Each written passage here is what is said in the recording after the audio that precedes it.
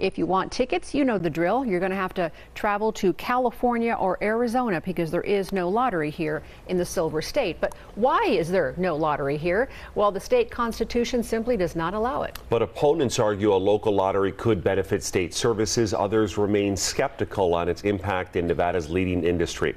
8 News Now reporter Ryan Matthew explains where a potential lottery in the Silver State stands now.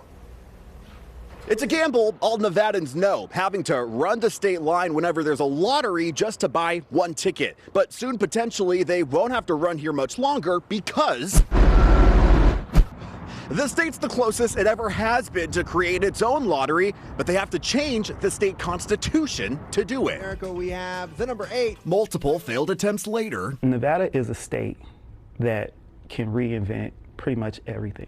Democratic Nevada Assemblyman Cameron C.H. Miller spearheaded efforts this year to eliminate lottery prohibition in the state constitution, which was ratified 160 years ago. The first step is already down, passing the first bill this past legislative session. It needs to pass again without change during the next legislative session in 2025. Then a majority of Nevada voters must approve it in the 2026 general election. Miller predicting it could take up to 3 years after that before tickets are sold in Nevada. It usually turns out to be sort of a voluntary tax on poor people. The primary pushback is potential effects on Nevada's well-established gaming industry, nearly $15 billion in revenue in 2022 alone. But for Nevadans buying tickets now, their money goes to the state they purchased in. The operation of a lottery could compete with their business, and it's my position that we shouldn't be in competition.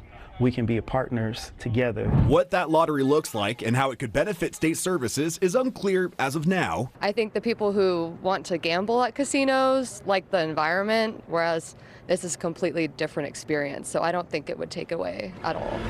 But ultimately, it may fall in the hands of voters. Ryan Matthew, 8 News Now.